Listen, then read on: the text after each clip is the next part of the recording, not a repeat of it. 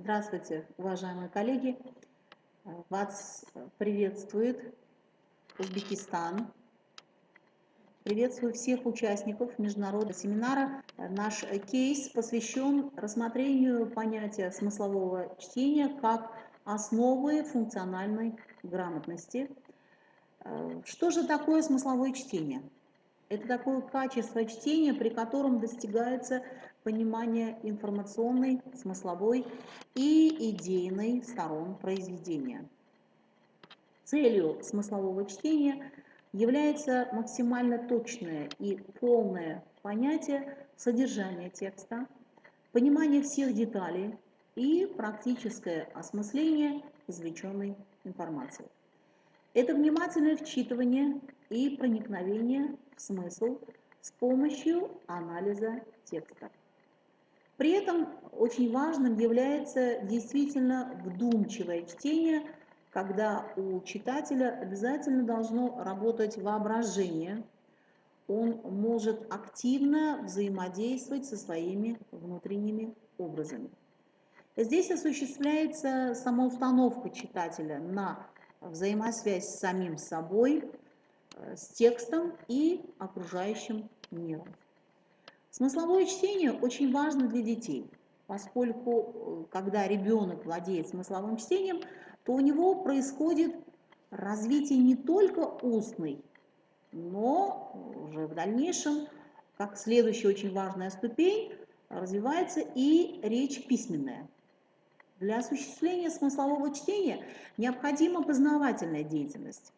Ведь для того, чтобы чтение было смысловым, учащимся необходимо точно и полно понимать содержание текста, составлять систему образов, осмысливать получаемую информацию, то есть, как я уже сказала, осуществлять познавательную деятельность.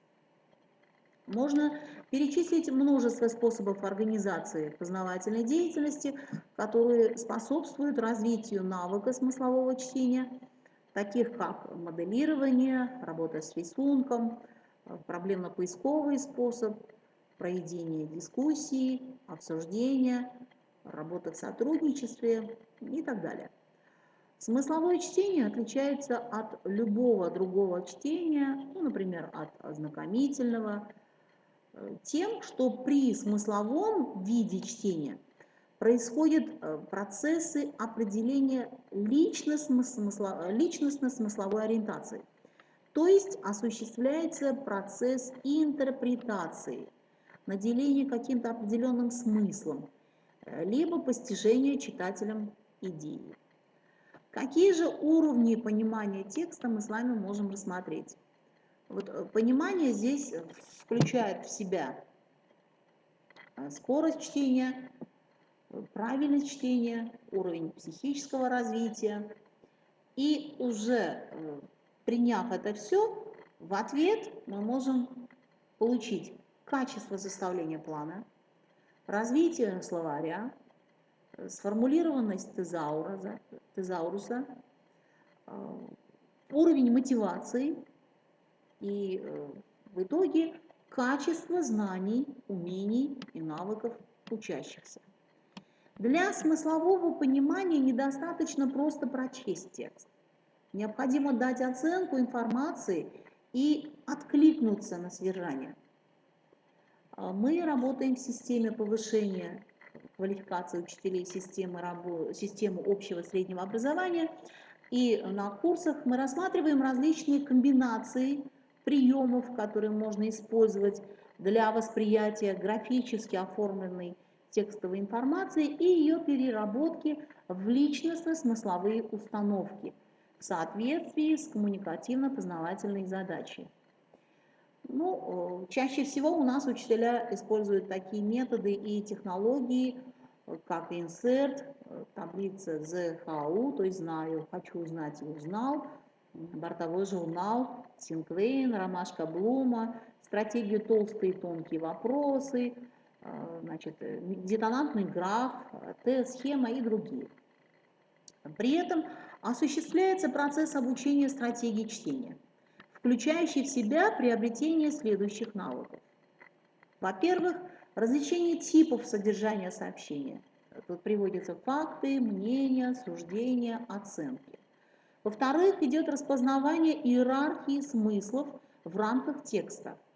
Здесь уже рассматривается основная идея, тема и ее составляющие. И следующий аспект – это уже собственное понимание, которое включает процесс рефлексивного восприятия культурного смысла информации. При этом идет формирование критического мышления. Критическое мышление означает процесс соотнесения внешней информации с уже имеющимися у человека знаниями. Выработка решений о том, можно принять или дополнить, или отвергнуть новую информацию. Что можно принять, что дополнить или что отвергнуть. При этом возникают ситуации, когда приходится корректировать собственные суждения или даже отказываться от них, если наблюдается противоречие по отношению к новым знаниям. Технологии развития критического мышления, как и стратегии развития смыслового чтения, направлены на формирование вдумчивого читателя, который уже умеет анализировать, сравнивать, сопоставлять и оценивать знакомую или новую информацию.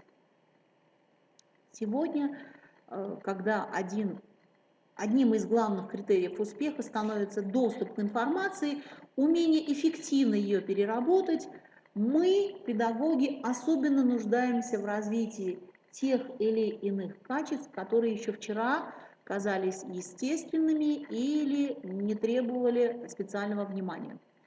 Именно сейчас умение быстро обучаться и переобучаться в любом возрасте, развитие потенциальных способностей или расширение уже имеющихся способностей, а также формирование навыков смыслового чтения могут стать залогом успеха каждого учителя.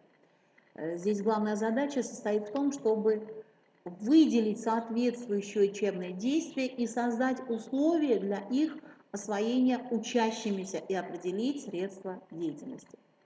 Свое выступление я хотела бы закончить словами Алишера Наваи. Познание – богатство, откуда и часть искуснейший вор не сумеет украсть.